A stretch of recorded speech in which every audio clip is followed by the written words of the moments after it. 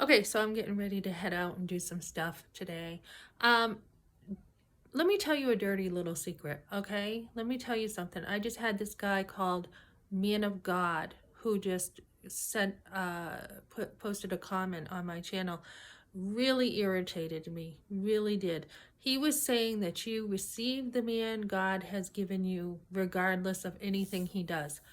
We have a lot of churches that do not handle domestic abuse very well.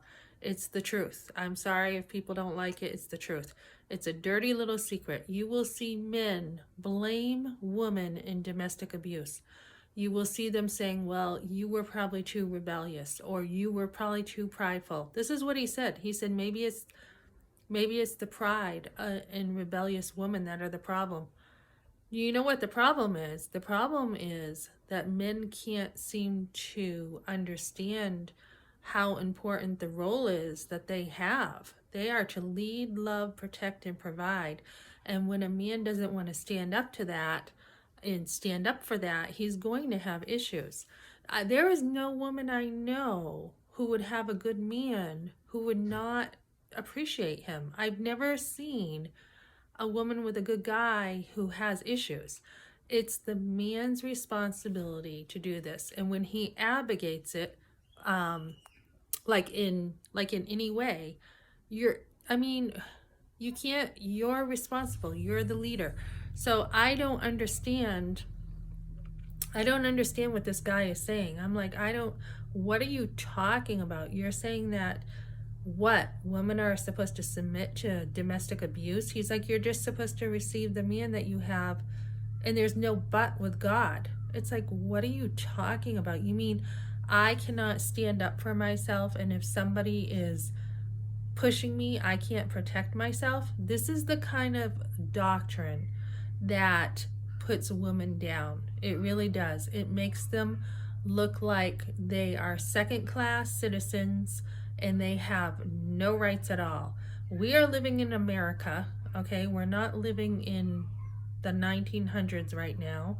Women have every right to stand up for themselves. And it's not a feminist thing to say that. It's human. We are to love God and we are to love others. So if somebody beat some guy up, okay, I don't think anyone in society would say, oh, you defended yourself, so now, you're being rebellious.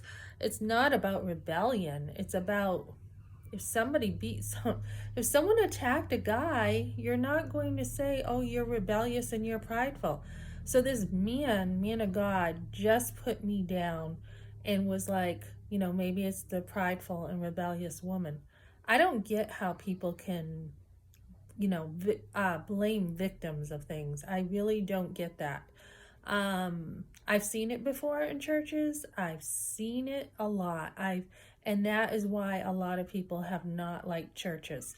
Like, once I was talking to a pastor about something, and this man was like, what does it say in the Bible? It says to ask your husband, right?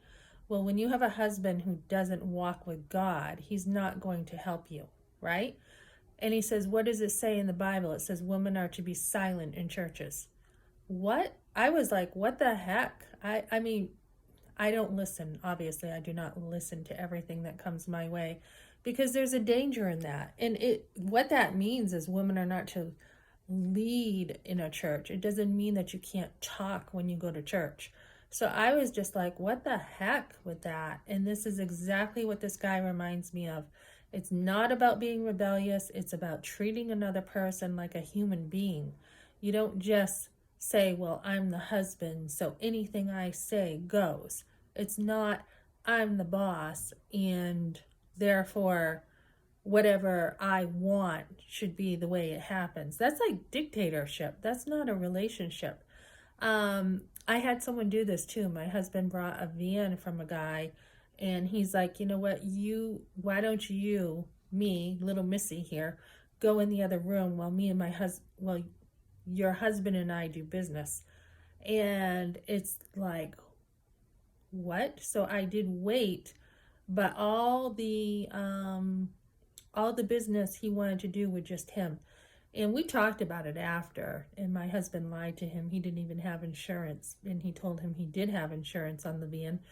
But that's not healthy. No, you want to work together and you want to make decisions together, because this is your money together. So, I mean, when we see this in the church, yes, there's leadership for men, and it's healthy leadership. It's not just, oh, I'm going to do everything without, consenting with my wife, who's my partner. Your partner's in life. You're not, you're not below him, you're not above him.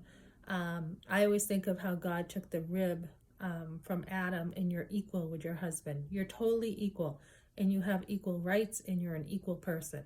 So for some of these people in churches who want to put down the woman and just be like, oh, so, it's all your fault, Eve. Eve, you're the evil one. I do not buy into that at all. Christ died for us. He's come to give us an abundant life. Adam was the first one who disobeyed, right? It was Adam who disobeyed, not Eve. So we could go back and forth about that philosophy in the garden. And we do know the man is the head. He is, supposed to be the head and be like Christ, not like a head who's a dictator.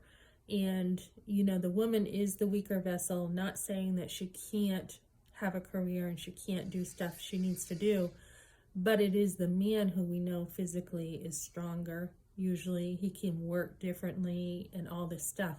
So it's a careful dance. It's a real careful balance. And you don't just allow a man to be beating you or whatever. There's a woman I know whose husband beats her, and it just bothers me to hear this, because it's almost like, well, whether he beats you or not, you just got to take it and just trust God. You can trust God, but you can also say what you're doing is wrong. So I just find his philosophy, wherever this guy came from, ridiculous and stupid. I mean, if you're a guy, you should know better. You should know better than that.